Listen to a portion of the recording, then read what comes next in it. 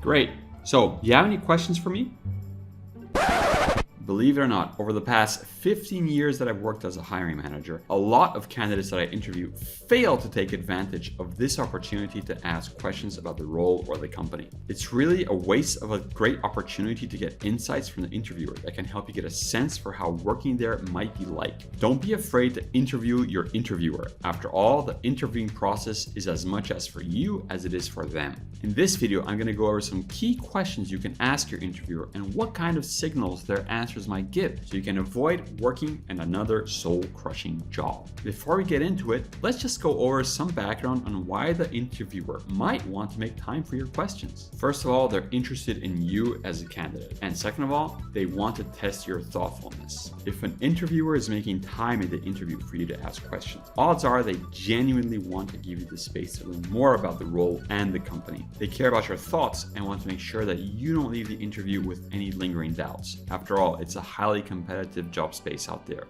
In this sense, it's your job to come prepared with specific questions you want to bring up that will be helpful for you to make the decision to work for that company. They want to know if you've put in the thought when it comes to the role and the company. If you really care about working there, you have a million questions you want to ask. It's important to show them through your questions that you've done your homework and already started thinking about what it might like to be an employee there. Asking the right questions will help you stand out and demonstrate how serious you are about the job opportunity. So come prepared. Look up the role and what the employees have to say about the company on sites like Glassdoor. Research the interviewer and their current position to see if you have any specific to ask them about their job. The worst thing you can do is treat this as a courtesy question and think that they're only asking you to be nice. Treat this question seriously and put thought into what you want to ask before coming to an interview. It might sound silly, but practice answering these questions with yourself in front of a mirror or with your friends. You don't want to come off as rude in your delivery. And as with anything, practice makes perfect. By the way, if you feel like you've gotten value from this video so far, please consider liking and subscribing. We're constantly pushing out new content to help you with your interviews.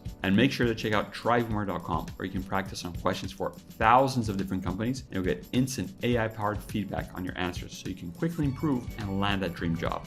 First question you should ask is about the role itself. What is the greatest challenge that this role faces? That's a great question to ask your interviewer because it shows your willingness to learn more about the role, and it shows your maturity in understanding that complications will come up and that you want to be ready for them. They respond with something like, "Oh, you'll be fine as long as you don't get X as your manager." That's a red flag. You might just want to run away from the interview at that point and cut your losses. When the interviewer answers with some kind of business gossip or politics, that's a sign that the culture of that company is extremely toxic and unprofessional. What you're looking for is something directly about the role itself or about the company that makes it challenging. Listen very carefully when they go over the obstacles that you might face, and be ready to come back with how you might approach them. It's very likely that the interviewer will return your question with a question of their own, leading to an extremely practical conversation on what the reality of working in that role might be. Another question about the role that you can ask is, who would I report to? This is an important question because it allows you to figure out the chain of command of the company or its hierarchy. If the interviewer doesn't have a clear answer or if they don't know, that's another red flag. Oftentimes, a company without clear management structure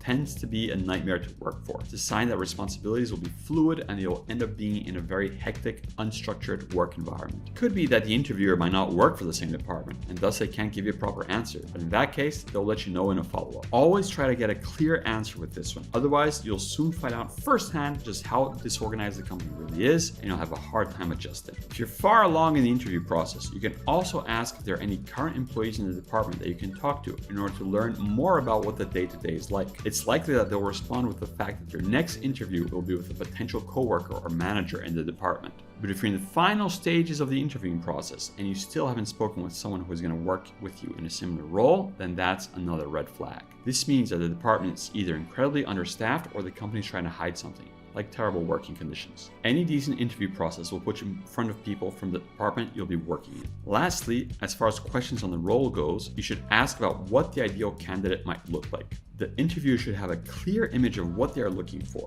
with specific skills and characteristics. If they are dodgy about the question and answer with whatever is on the job listing, it's a sign that they don't even know what they're looking for. This means that either the role is new and the company has no idea what to expect, or that you're going to be doing a lot of work that isn't part of your job description. But if they respond with specifics, it'll be a great opportunity for you to return with examples of your own. Once they tell you what their ideal candidate is, don't be afraid to show them that it's you. Next, you should ask about the company itself and the kind of career advancement or development opportunities that that are available to you. It's important to have a grasp of the promotion process might be, and if they don't have one or the answer you get is vague, this can be another red flag. A company that invests in its people will have clear structures in place to help train, develop, and reward their employees. You want to make sure that you'll have a future at the job and that promotion is not based on nepotism or anything shady like that. It's important to ask follow-up questions here to learn more about the review process and any incentive programs in place if that's something that you care about. This question also sends a very positive signal to the interviewer. It shows them that you're interested in a long-term prospect at the company. When they're making their hiring decision, they want to hire someone that can see themselves working in the company for a long time. After all, the hiring process is costly and time-consuming. They don't want someone who only worked there for a couple of months and leave.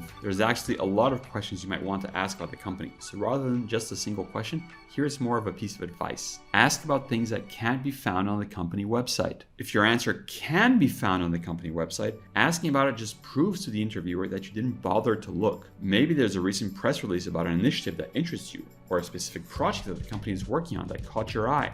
Asking questions about things the company is currently doing or is investing resources towards will show that you care enough to do your research. It will also give you a good signal of whether or not internal communication is transparent, if your interviewer has a good grasp of current events within the company itself. Finally, the last question you might want to ask the interviewer is about their personal work experience. Oftentimes, they'll be honest and let you know about what it's really like working in the company, and you can follow up with specific questions on the positive and negatives if they bring them up. People love talking about themselves, especially if it's about their work, and they'll spare no effort in describing their favorite parts. And if they hate it, they might downplay how awful it is, but you can probably read between the lines and get a sense of just how bad things might really be. And if they're looking to leave, they probably just won't care and they'll give you their honest take and what you should be careful of before starting. Towards the end of most interviews, you'll be given the opportunity to ask a question. Take that opportunity. This is your one chance to really get to know what it might be like to work in that role and how things really operate within the company. So do yourself a favor and stand out from the crowd by coming prepared with questions from this video